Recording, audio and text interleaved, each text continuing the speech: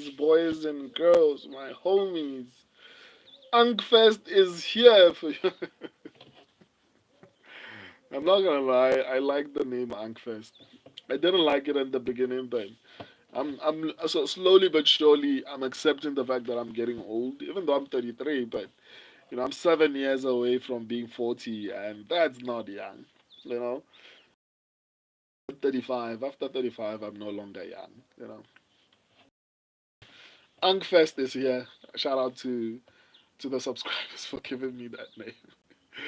So Miles Johns versus Gene Matsumoto. My subscribers and I are going with Gene Matsumoto. Let me explain myself.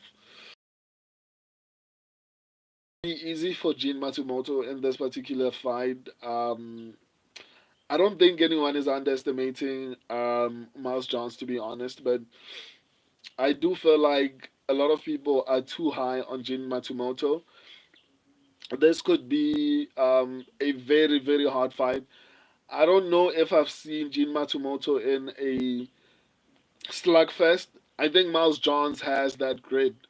If you heard him, he's not going to shell up. He's going to actually throw back and actually fight back. Right. So this particular fight for me is one of those tricky ones because on one hand you have a very not very. I still feel like Majin Matsumoto has to do a little bit more for me to have proper confidence in him, but I still feel like he is actually pretty decent, if I do say so myself. Miles Johns is pretty solid. Um, I wouldn't say he's a knockout artist, but I think he has the power to actually cause problems.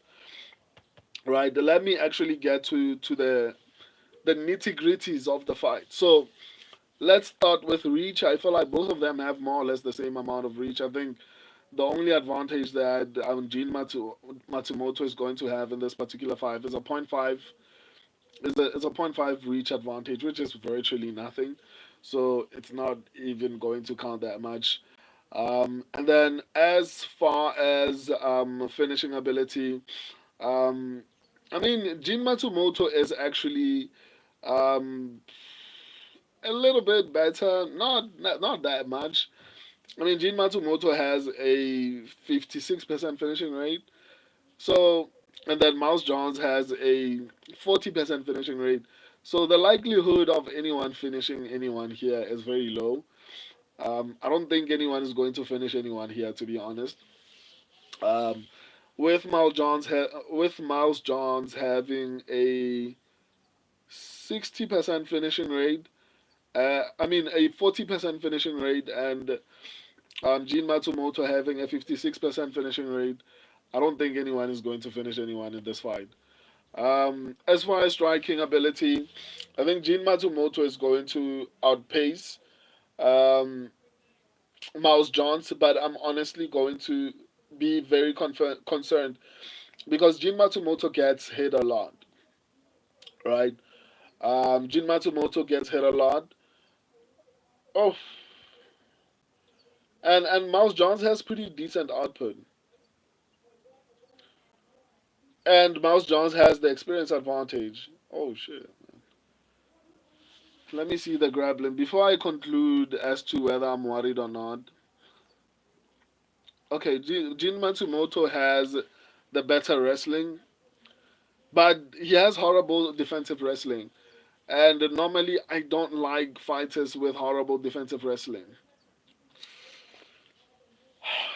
because they are susceptible to being reversed. Someone who's better defensively as far as wrestling goes, I favor them a lot more than someone who's better offensively. Jin Matsumoto is his takedown defense is terrible, and that means the probability of him being reversed is high. Oh, okay. So if there's a good underdog on this card, I think it's Miles Johns. So far, I haven't seen. Okay, maybe I'll reveal a bit more of the underdogs that I feel like have a shot in this particular fight.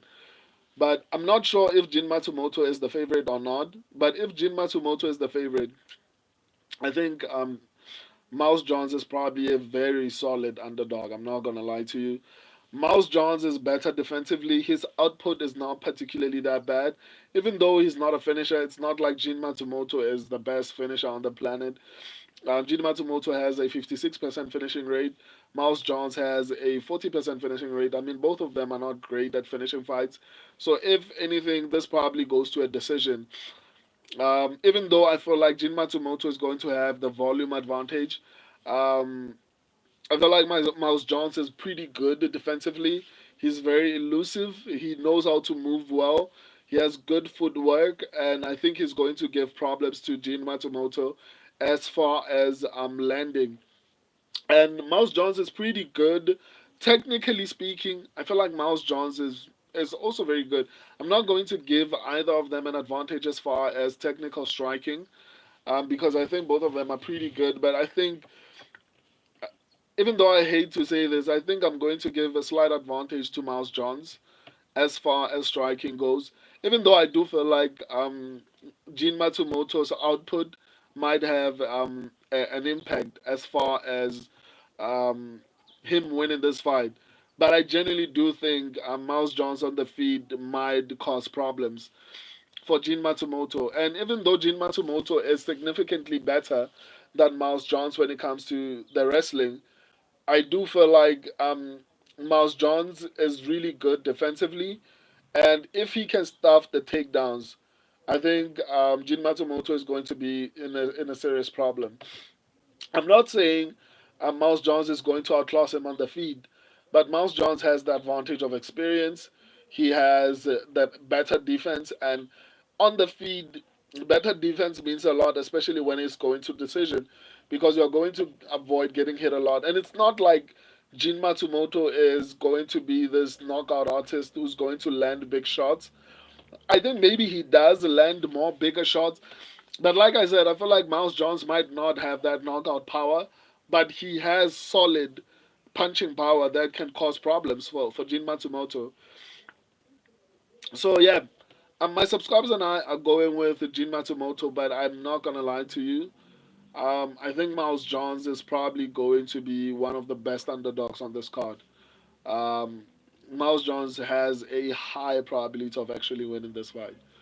So even though I'm officially going with Jin Matsumoto, here are my concerns about Jin Matsumoto. Very untested. He's very new in the UFC. I think he has like two or something fights.